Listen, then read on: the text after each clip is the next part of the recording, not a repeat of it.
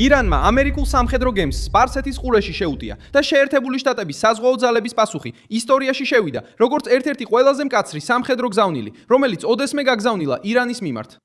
ჰორმუზის სრუტეში დაძაბულობის ფონზე ეხლა 2026 წლის 24 აპრილს ეს ძლიერი მოგონება, რომელიც ზუსტად 1988 წლის 14 აპრილს მოხდა, კვლავ ძლიერად ბრუნდება. რადგან ეს აჩვენებს, რა ხდება მაშინ, როდესაც ირანის რეჟიმი ცდილობს ნავთობის მარშრუტი მსოფლიოზე ზეწოლის იარაღად აქციოს.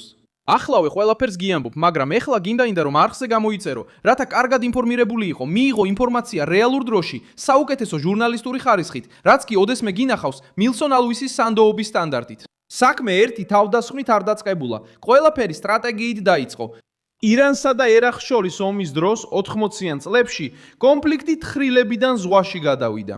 როდესაც ორივე მხარემ გააცნობიერა, რომ შიდა ომი ისე არ მიმდინარეობდა, როგორც ელოდნენ, ერთმანეთის ეკონომიკაზე დაიწყეს შეტევა. და სპარსეთის ყურეში ეკონომიკა ნიშნავდა ნავთობს, გემებს, ტერმინალებს და სავაჭრო მარშრუტებს. ამ გარემოში დაიბადა ეგრეთ წოდებული ტანკერების ომი. ერატი ირანის ტერმინალებს ესხმოდა თავს. ირანი პასუხობდა მიზანში იღებდა ბაღდადის და მისი მოკავშირეების ინტერესებთან დაკავშირებულ გემებს. ქუეითი ამ დაპირისპირების ცენტრში აღმოჩნდა, რადგან ერაყს ნავთობის გატანაში ეხმარებოდა. ამის შემდეგ თეირანმა ქუეითიზმა ქუეითის გემებზეც დაიწყო თავდასხმები. ზეწოლა განხორციელდა რაკეტებით, სწრაფმავალი ნავებით, საზღვაო ნაღმებით და მცირე შეიარაღებული ჯგუფებით. 1986 წლამდე. გოლფში უკვე 200-ზე მეტი ნეიტრალური ნავთობის ტანკერი იყო თავდასხმის ობიექტი. ამ თავდასხმების მნიშვნელოვანი ნაწილი ქუეითთან დაკავშირებულ ხომალდებს ეხებოდა. იმ დროს ირანი ცდილობდა ეჩვენებინა, რომ შეეძლო მტრების ეკონომიკის დაზიანება ტრადიციული ომის მოგების გარეშე. ეს იყო ამოწურვის ტაქტიკა.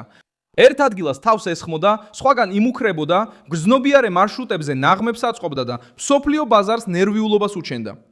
მიზანი მარტივი იყო. თუ ირანი ზეწოლის ქვეშ იქნებოდა, ნავთობით ზეწოლის ქვეშ აღმოჩნდებოდა.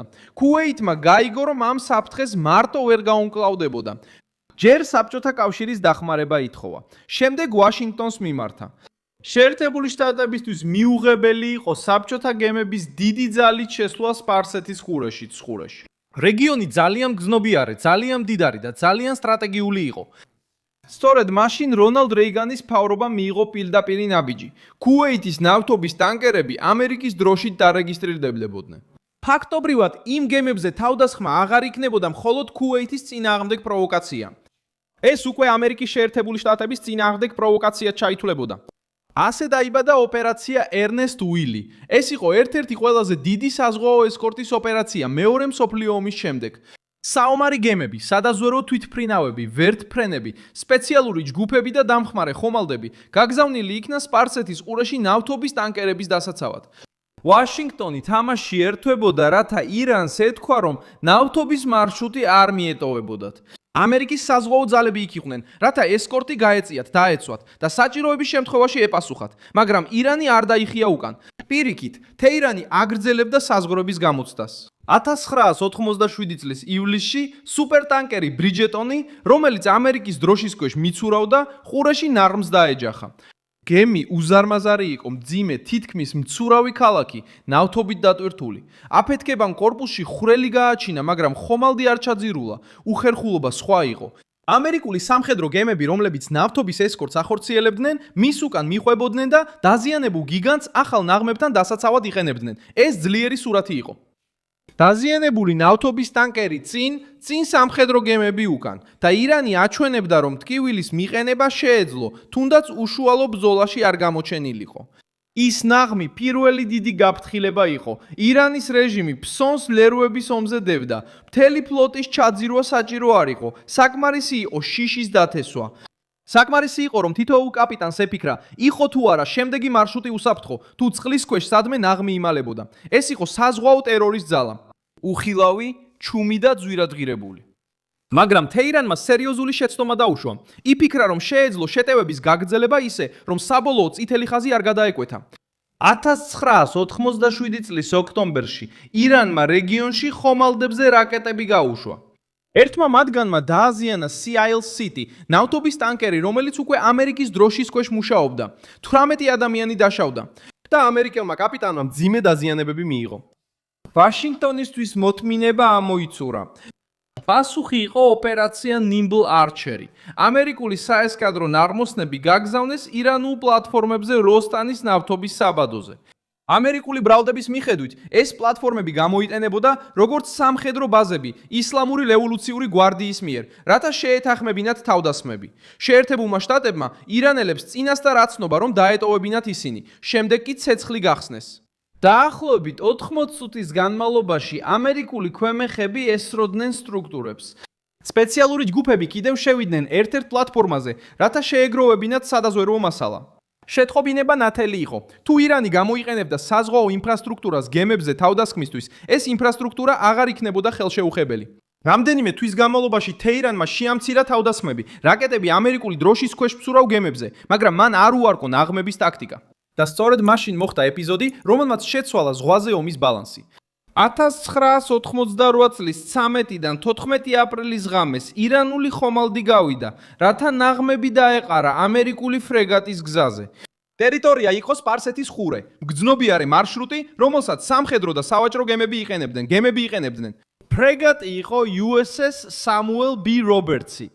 გემი ამერიკული ძალების ნაწილი იყო რეგიონში და მისიით მოძრაობდა, როდესაც ეკიპაჟმა წყალში საეჭვო ობიექტები შენიშნა. კაპიტანმა სწრაფად მოქმედება სცადა.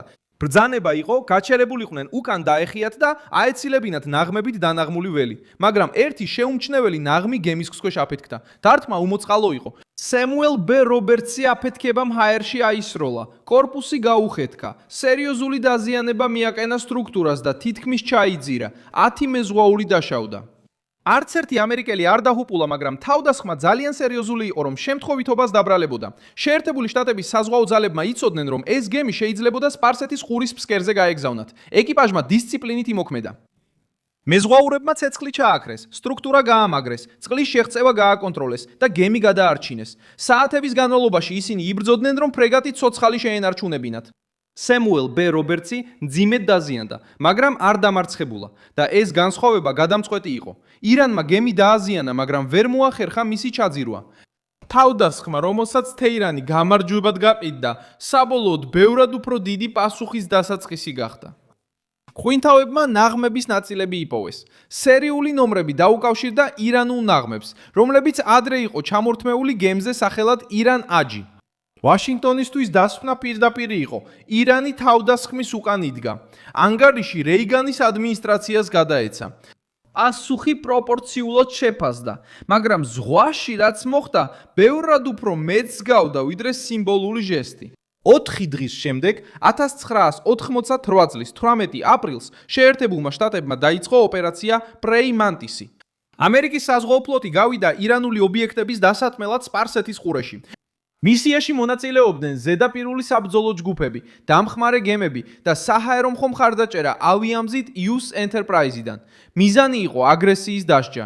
ირანის შესაძლებლობების შემცირება, რომ დაემუქროს ნავიგაციას და იმის ჩვენება, რომ ამერიკულ სამხედრო გემზე თავდასხმას დაუყოვნებლივი ფასი ექნებოდა. ამერიკის შეერთებული შტატების საზღვაო ისტორიისა და მემკვიდრეობის სარდლობა აღნიშნავს, რომ ოპერაცია დაიწყო USS Samuel B. Roberts-ზე თავდასხმის საპასუხოდ. პირველი სამიზნეები იყო ირანული პლატფორმები, რომლებიც ვაშინგტონის თქმით გამოიყენებოდა ისლამური რევოლუციური გვარდიის ბაზებად. ამერიკელებმა წინასწარ გააფრთხილეს გასვლის შესახებ, შემდეგ კი ცეცხლი გახსნეს. სასანის და სირის პლატფორმები დაზიანდა. ლოგიკა მარტივი იყო. ირანი ზღვაში პუნქტებს იყენებდა სადარაჯოდ, კოორდინაციისა და თავდასხმების მხარდასაჭერად. ამიტომ ეს პუნქტები უნდა გაენადგურებინათ. ოპერაცია პლატფორმებზე არ შეჩერებულა. როცა ირანული ხომალდები რეაგირება შეეცადნენ, მათ წინააღმდეგობა გაუწიეს. ირანული სწრაფმავალი ნავი მიუახლოვდა და შეუტია. ამერიკელებმა რაკეტებით უპასუხეს. ირანული თვითმფრინავები მიახლოება შეეცადნენ, მაგრამ მათაც უკუაგდეს. ირანული ფრეგატი საჰრანი ჩაერთო დაპირისპირებაში. ამერიკულ თვითმფრინავებზე ცეცხლი გახსნა და საბოლოოდ რაკეტებითა და ბომბებით დააზიანეს. საბალანი, კიდევ ერთი ირანული ფრეგატი ასევე დაექვემდებარა თავდასხმას და მწყობრიდან გამოვიდა. ირანმა სცადა ძალის დემონსტრირება, მაგრამ მიიღო ორგანიზებული სწრაფი და ძლიერი პასუხი. რამდენიმე საათში სიტუაცია მთლიანად შეიცვალა. რაც დაიწყო ამერიკულ გემზე დანაღმვით, დასრულდა განადგურებული პლატფორმებით, ჩაძირული ან დაზიანებული ირანული ხომალდებით და ირანის საზღვაო ძალებმა მიიღეს ერთ-ერთი ყველაზე ძლიერი დარტყმა მათ თანამედროვე ისტორიაში. ამ ეპიზოდთან დაკავშირებული მასალები პირდაპირ ასახავს მის გავლენას. დაახლოებით 8 საათში შეერთებული შტატების საზღვაო ძალებმა ჩაძირეს ან გააუნებელყვეს ირანის საზღვაო საბრძოლო შესაძლებლობების დიდი ნაწილი. ეს არის ის მომენტი, რაც ამ შემთხვევას დღემდე ასეთ მგრძნობიარეს ხდის. ირანი ცდილობდა ჩრდილში ემოქმედა ნაღმებისა და არაპირდაპირი თავდასხმების გამოყენებით. შეერთებულმა შტატებმა ღიად უპასუხა იმავე გარემოში, სადაც პროვოკაცია მოხდა. თეირანი ცდილობდა შიში გაეკონტროლებინა სპარსეთის ყურეში. ვაშინგტონმა აჩვენა, რომ მასაც შეეძლო ამ შიშის ფასის კონტროლი. ოპერაცია Praying Mantis-ის შემდეგ ირანის თავდასხმები ნეიტრალურ გემებზე სპარსეთის ყურეში მნიშვნელოვნად შემცირდა. 3 თვის შემდეგ 1988 წლის 18 ივლისს ირანმა მიიღო გაერთიანებული ერების ორგანიზაციის ცეცხლის შეწყვეტის რეწყვეტის რეზოლუცია და დაასრულა ომი ერახთან. რეჟიმმა, რომელიც წლების განმავლობაში აცხადებდა, რომ უკან არ დაიხევდა, იძულებული გახდა მტკივნეული გამოსავალი მიეღო. ზეწოლა ზღვაზე ერთადერთი მიზეზი არ ყოფილა, მაგრამ მნიშვნელოვანი როლი ითამაშა.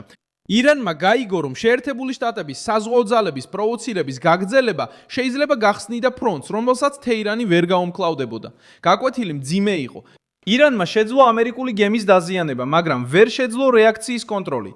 ეს ის ნაწილია, რომელიც ყოველთვის ბრუნდება და აშინებს რეჟიმს, როცა ჰორმუზის სრუტე კრიზისის ცენტრში არ მოჩდება. თეირანი იცის, როგორ იმუქროს. იცის კატერების, ნაღმების, დრონების, რაკეტებისა და პროპაგანდის გამოყენება. იცის, როგორ გაავრცელოს კადრები, რათა ძალაუფლება აჩვენოს. მაგრამ ისტორია გვიჩვენებს, რომ უზარმაზარი განსხვავებაა სავაჭრო გემების შევიწროებასა და შეერთებული შტატების საზღვაო ძალებთან პირდაპირ დაპირისპირებას შორის.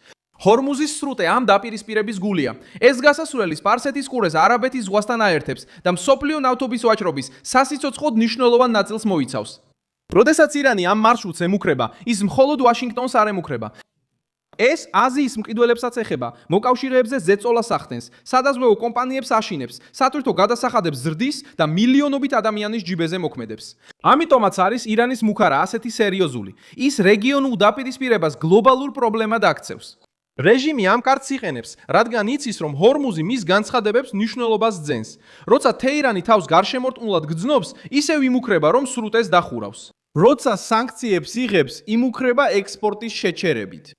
როცა თავს არახელსაყრელ მდგომარეობაში ხედავს, ცდილობს აჩვენოს, რომ ყველას ზიანს მიაყენებს.